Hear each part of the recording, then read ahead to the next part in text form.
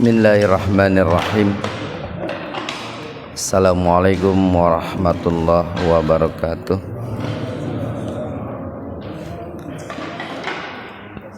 Alhamdulillahi rabbil alamin, alladzi arsala rasulahu bil huda wa dinil haqq liyudhhirahu 'alad dini kulli wa kafa billahi shahida.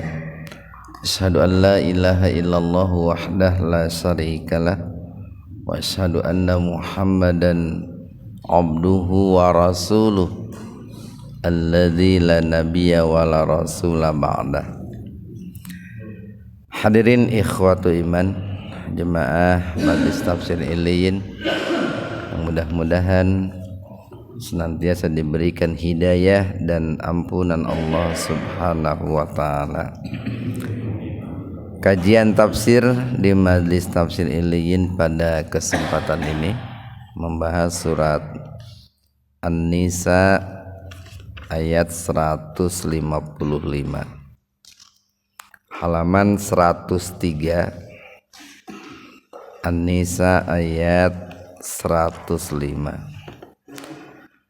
Dan ini masih berbicara seputar orang-orang Bani Israel, ya, atau seputar orang-orang Yahudi dan juga orang-orang Nasrani. Nah, di An-Nisa 155 ini Allah mengabarkan bahwa di antara penyebab, ya, Allah menutup hati mereka, ya, untuk menerima kebenaran Islam, ya, atau menerima kebenaran risalah yang dibawa oleh para nabi, para rasul, khususnya Rasulullah Muhammad sallallahu alaihi wasallam. Itu diantaranya adalah fabima, nah, fa maka, bi dengan, ma apa, itu biasanya kalau digabung maknanya begini, maka disebabkan, gitu. Kalau dirinci tadi fa maka bi dengan ma apa, maka karena disebabkan naqdihim, naqada itu melepas atau merusak, melanggar, gitu, mencerai-beraikan, itu naqada. Di naqdihim, mereka melanggar, gitu, mereka merusak mitsaqahum, perjanjian mereka atau sumpah mereka, wa dan kufrihim, maksudnya wa bima kufrihim, dan dengan disebabkan oleh kekufuran mereka. Maksudnya mereka di sini adalah orang-orang Bani Israel, bi ayatillah, terhadap ayat-ayat Allah, baik ayat kauniyah, ya, ataupun ayat qauliyah. Ayat kauniyah itu berupa mukjizat-mukjizat yang sifatnya fisik, nampak, yang dibawa oleh para nabi dan rasul. Pokoknya yang dibawa oleh Nabi Isa alaihissalam, beliau diberikan kemampuan oleh Allah untuk menyembuhkan penyakit, gitu, ya, atau menghidupkan orang yang sudah mati, atau membuat burung, gitu, ya. Dan cukup banyaklah mukjizat yang Allah berikan kepada Nabi Isa, termasuk mukjizat-mukjizat yang Allah berikan kepada Nabi Musa alaihissalam dan nabi-nabi yang lainnya.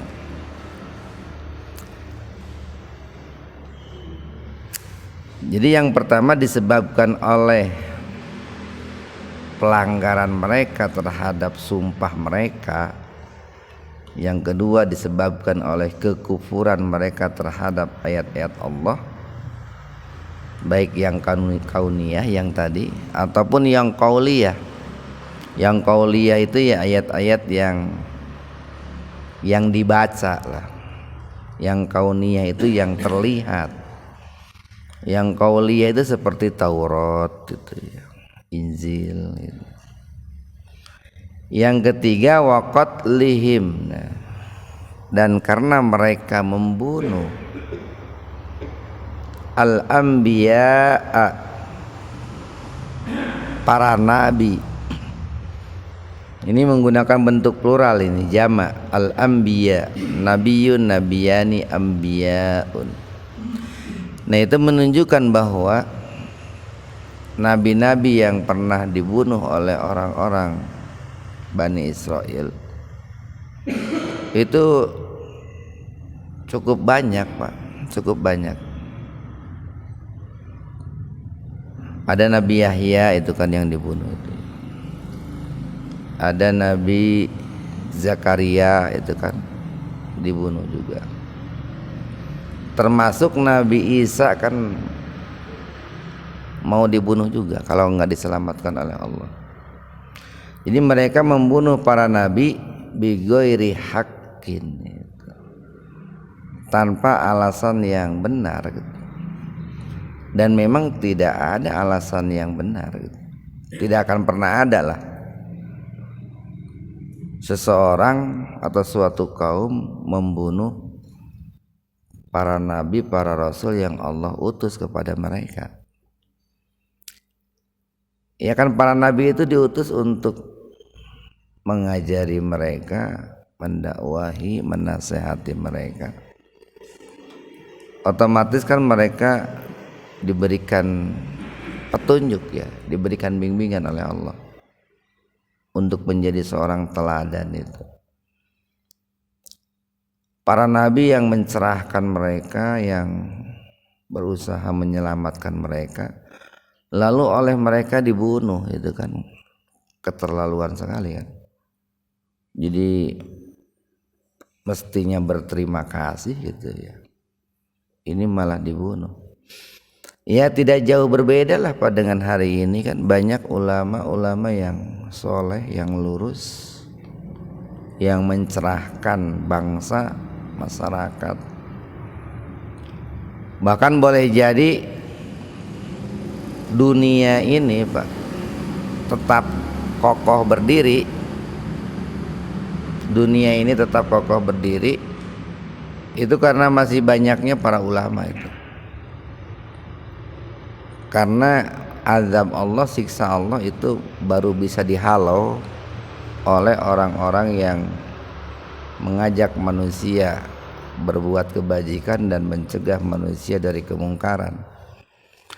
Tidak bisa dunia ini dicegah kehancurannya oleh orang-orang yang soleh yang hanya diam saja.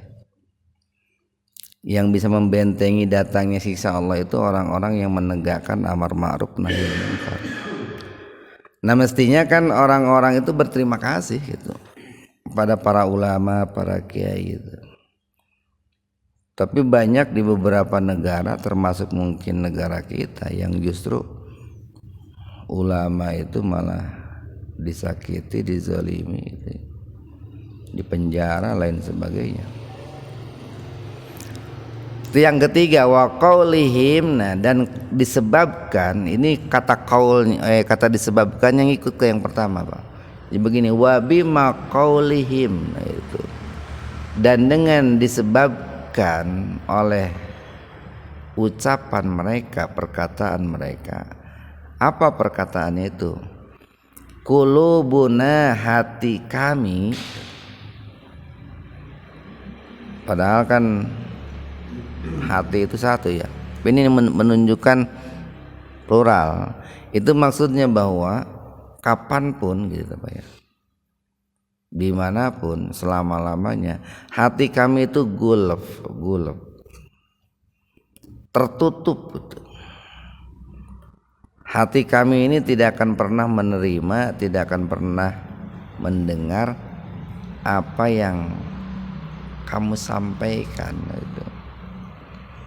Itu ucapan mereka kepada para nabi dan rasul yang Allah utus kepada mereka. Bal, nah, jadi begini, bukan begitu sebetulnya. Hakikatnya bukan demikian. Bal, bahkan toba Allahu, Allah lah yang telah menutup. Alaiha, maksudnya alal qulub, terhadap hati mereka, bikufrihim, disebabkan oleh kekufuran mereka. Fala yu'minun, dan mereka tidak beriman, illa kecuali qalila, sangat sedikit sekali. Ada apa di antara orang Bani Israel yang tadinya Yahudi, tadinya Nasrani, itu yang kemudian beriman baik kepada nabi dan rasul yang Allah utus kepada mereka. Ada yang beriman kepada Nabi Musa, ada, tapi sedikit jumlahnya.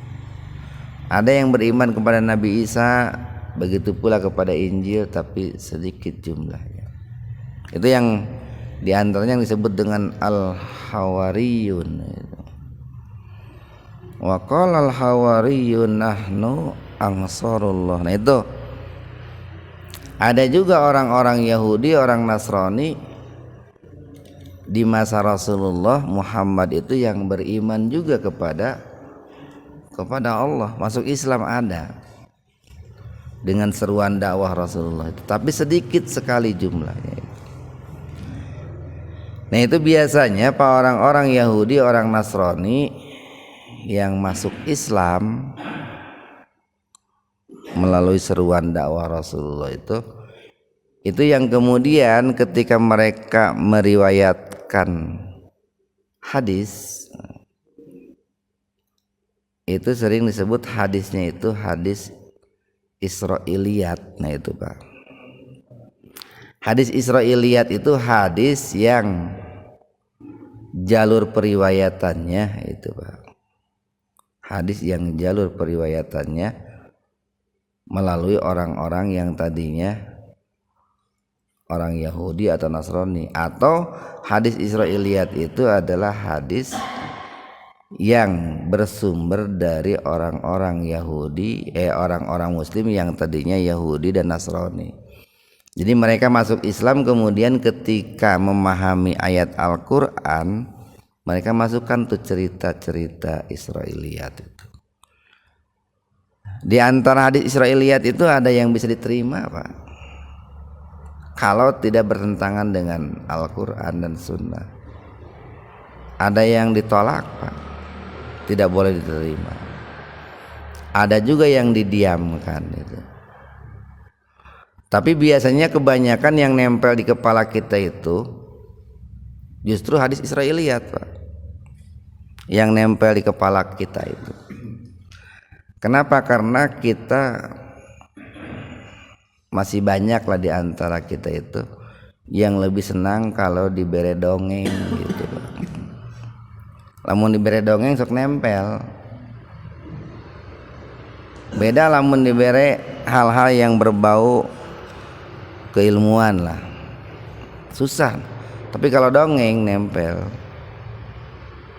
Kayak inilah, banyak Israiliyat itu dalam kisah Ashabul Kahfi itu kan, nempel di kepala kita.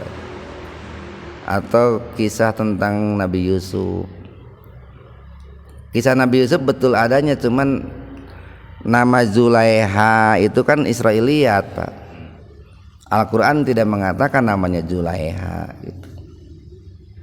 Tapi menurut orang-orang Muslim yang tadinya latar belakangnya Yahudi Nasrani, itu namanya Siti Zulaiha.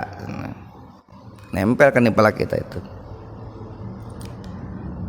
Nah kalau tidak bertentangan dengan Al-Quran tidak mengapa Pak, tidak mengapa. Yang bertentangan yang tidak boleh itu. Kita lanjutkan nih. Wa bi kufrihim. Ini lanjutan nih. Maksudnya wa bima kufrihim, dan dengan disebabkan oleh kekufuran mereka. Wa qaulihim, dan juga perkataan mereka apa? Ala Maryam, terhadap Siti Maryam. Ini ulama banyak menafsirkan begini, wa bi kufrihim di sini adalah dan dengan disebabkan oleh kekufuran mereka terhadap Nabi Isa alaihi salam. Dulu pak ketika ada Nabi Isa itu kan sampai mau dibunuh dulu. Tapi setelah Nabi Isanya tidak ada, dikultuskan gitu. Tuh sifat manusia selalu begitu. Ketika orangnya ada, dimusuhi. Tapi ketika sudah tidak ada, didewakan, kan gitu ta. Bahkan banyak yang mengaku saya ini pengikut ini, pengikut ini, pengikut ini. Itu sifat manusia begitu. Nabi Isa ketika ada dimusuhi, tapi ketika sudah tidak ada dikultuskan, kan begitu. Wa qaulihim, dan disebabkan oleh perkataan mereka ala Maryam, terhadap Siti Maryam. Maksudnya qaul di sini adalah tuduhan, Pak. Dan disebabkan oleh tuduhan mereka kepada Siti Maryam. Apa tuduhannya itu? Itu sebuah tuduhan yang buhtanan adima, yang mengandung kebohongan yang sangat besar, yaitu menuduh bahwa Siti Maryam itu berzina, itu Pak. Berzina. Nah di sini tidak disebutkan Pak di Al-Quran siapa yang dituduhkan, laki-laki yang dituduhkan telah berzina dengan Siti Maryam itu. Tapi di Israiliyat ada namanya Yusuf, Pak. Jadi laki-laki yang telah berzina dengan Siti Maryam itu, yang dituduhkan oleh orang Bani Israel, itu namanya Yusuf. Bukan Yusuf yang ini Mas Soleh. Itu kan Israiliyat, Pak, Israiliyat. Nah, jadi barangkali begini nih, dalam rangka memudahkan pemahaman, lalu ada di antara beberapa tafsir itu yang mengatakan bahwa menurut sebagian sumber, laki-laki yang dituduh telah menzinahi Siti Maryam itu, atau Siti Maryam dituduh oleh Bani Israel itu telah berzina dengan Yusuf. Itu tuduhan orang-orang Bani Israel saja. Sebetulnya kan tidak seperti itu. Siti Maryam itu kan putranya Imran, ya, putrinya Imran. Itu seorang wanita yang sangat menjaga kesuciannya, kehormatannya. Tetapi kan itu ujiannya sangat berat, ya. Jadi orang yang betul-betul menjaga kesuciannya tapi justru difitnah telah melakukan sesuatu yang justru mengotori kesuciannya. Kita lanjutkan nih. Wa qaulihim, sama kata bimanya itu ngikut ke yang pertama, Pak. Dan dengan disebabkan perkataan mereka, inna, sesungguhnya kami, qatalna, telah membunuh Al-Masiha Isa bin Maryam. Al-Masih Isa putra Maryam, Rasulullah, seorang rasul. Jadi orang-orang Bani Israel, terutama orang-orang Yahudi kan, Pak. Jadi asalnya kan begini nih. Orang Bani Israel itu asalnya satu kesatuan, Pak. Satu kesatuan. Lalu Allah mengutus kepada mereka itu nabi, rasul, khususnya Nabi Isa gitu. Nabi Isa.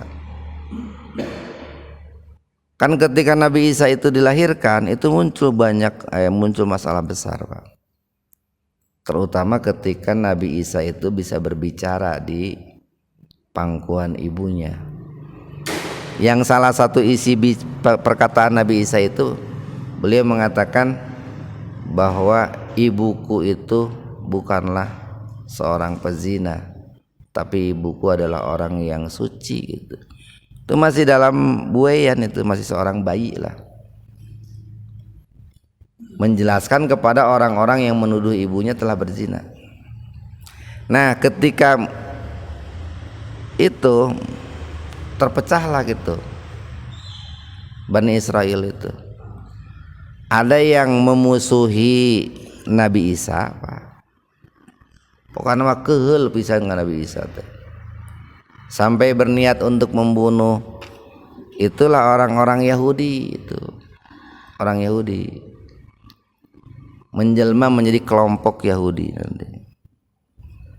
Ada yang kemudian orang-orang Bani Israel itu mengkultuskan Nabi Isa, bahkan memposisikannya sebagai Tuhan. Itulah orang-orang Nasrani. Terlebih-lebih ketika mereka menyaksikan Nabi Isa bisa menghidupkan orang yang mati gitu. Burung yang sudah dipotong-potong disimpan di bukit-bukit bisa dipanggil dan hidup kembali. Menjadikan orang buta bisa melihat gitu. Akhirnya mereka memposisikan Nabi Isa sebagai Tuhan. Ada juga orang Bani Israel itu yang memposisikan Nabi Isa sebagai hamba Allah dan utusan Allah. Itulah orang Bani Israel yang disebut Hawariyun itu, Pak. Yang hari ini disebutnya orang Muslim itu, Pak. Jadi orang Muslim pada saat itu adalah orang yang memposisikan Nabi Isa sebagai hamba Allah dan utusan Allah. Hari ini pun begitu, Pak, begitu. Ada orang itu yang benci sekali sama Nabi Muhammad itu. Ada juga orang itu yang mengkultuskan Nabi Muhammad, ada itu. Terlalu berlebihan lah mencintai Nabi Muhammad itu. Sampai-sampai hampir atau memposisikan Nabi Muhammad pada posisi Tuhan. Itu nggak boleh juga. Ada juga yang memposisikan Nabi Muhammad sebagai hamba Allah dan Rasulullah itu. Nah itu yang benar, itu yang ketiga, Pak. Kita harus memposisikan Nabi Muhammad itu sebagai hamba Allah plus sebagai utusan Allah. Nah jadi disebabkan oleh perkataan mereka bahwa mereka telah membunuh Isa putra Maryam. Kan sebetulnya Nabi Isa tidak dibunuh gitu, Pak. Nanti dalam kalimat berikutnya. Wa ma dan tidaklah qataluhu. Nah, mereka membunuhnya. Sebetulnya yang benar itu orang-orang Bani Israel, khususnya orang-orang Yahudi, itu tidak membunuh Nabi Isa. Cuman mereka berencana membunuh gitu, Pak. Wama dan tidak pula sholabuhu, mereka menyalibnya. Ini kan Al-Quran nih, Pak nih. Walakin akan tetapi subiha itu disamarkan, malah diserupakan, dimiripkan lahum bagi mereka. Jadi dalam pandangan mereka Nabi Isa itu ada seseorang yang diserupakan dengan Nabi Isa. Ini cukup beragam pendapat ulama di sini nih. Ada sebagian mufasir yang mengatakan bahwa saat itu ada seorang di antara muridnya Nabi Isa yang berkata kepada Nabi Isa, setelah mereka tahu bahwa orang-orang Yahudi akan membunuh Nabi Isa, kemudian muridnya itu berkata, biarlah saya yang menggantikan posisimu wahai Nabi Isa gitu. Anda pergi saja, saya yang tinggal di sini. Itu seperti halnya kasus Rasulullah itu, Pak. Ketika Rasulullah mau dibunuh oleh orang-orang musyrikin Mekah, maka Sayyidina Ali yang menggantikan posisi Rasulullah gitu. Jadi Sayyidina Ali tinggal di rumah Rasulullah, Rasulullah hijrahkan ke Madinah. Sehingga ketika orang-orang Bani Israil musyrikin Quraisy masuk ke rumah Rasulullah, mereka mengira bahwa yang ada di rumah itu Rasulullah, padahal Sayyidina Ali. Waktu itu kata Sayyidina Ali, kalau kalian ingin istrinya jadi janda silakan maju. Nah itu ada di antara ulama itu yang mengatakan sebetulnya itu adalah muridnya Nabi Isa alaihissalam yang menggantikan posisi Nabi Isa. Ada juga sebagian mufasir yang mengatakan bahwa ada seseorang yang diserupakan oleh Allah mirip dengan Nabi Isa. Cuman hakikatnya Nabi Isa itu beliau tidak dibunuh dan juga tidak disalib juga, seperti yang banyak diyakini hari ini. Wa inna, dan sesungguhnya alladzina, orang-orang ikhtalafu yang berselisih, fihi, tentangnya.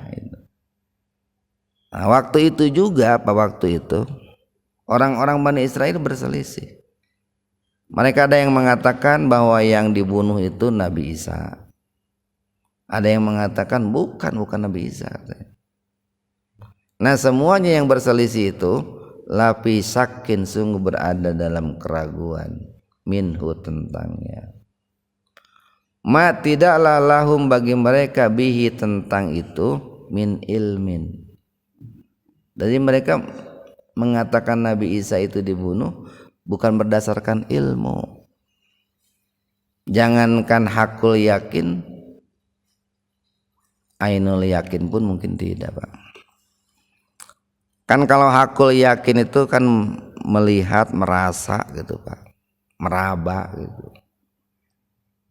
Jadi hanya sebagai ini, illa, kecuali ittiba'ad dhanni, hanya mengikuti prasangka saja.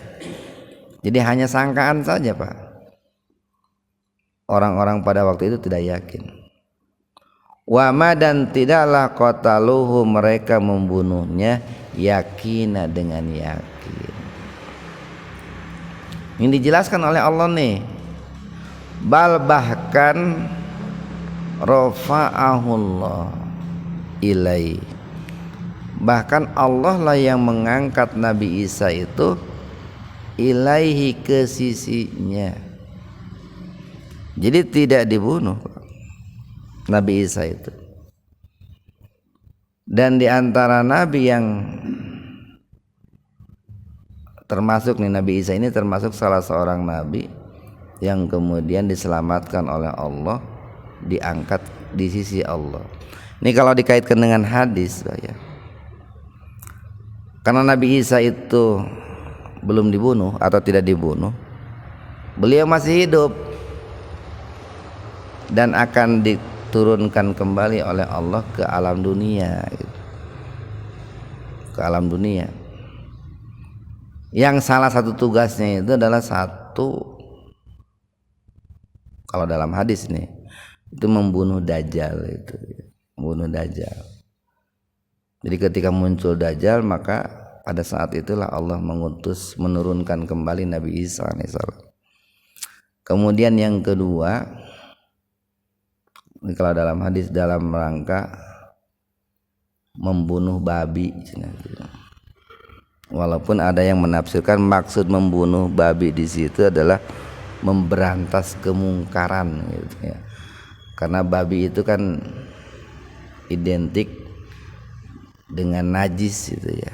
Maka membunuh Nabi itu memberantas kemungkaran. Kemudian yang ketiga, menjelaskan kepada manusia bahwa ajaran Islam yang dibawa oleh Nabi Muhammad itulah ajaran yang benar. Itu akan diutus kembali Nabi Isa itu ke bumi itu. Dan itu diyakini Pak, diyakini oleh kita sebagai seorang muslim. Wa kana Allah, dan adalah Allah azizan, zat yang maha gagah, yang maha perkasa. Dengan kemahagagahannya dan kemahaperkasaannya, bagi Allah sangat mudah kan untuk menyelamatkan Nabi Isa, mengangkat Nabi Isa itu. Hakimah, dan juga Allah itu zat yang maha bijaksana. Mudah-mudahan ada manfaatnya untuk kita semua. Subhanakallahumma bihamdika asyhadu an la ilaha illa anta astaghfiruka wa atubu ilaik. Assalamualaikum warahmatullahi wabarakatuh.